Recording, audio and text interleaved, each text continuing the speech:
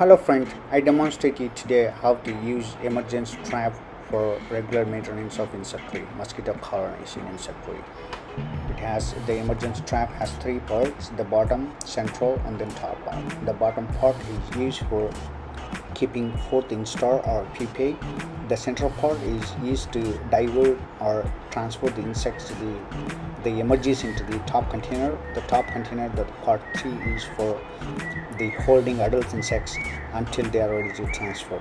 The top container has the mesh on top of it that holds the sugar or any other liquid food that intend to keep the emerges adult insects alive. So once the adult insects are ready to transfer, they take the top part along with the part number 2.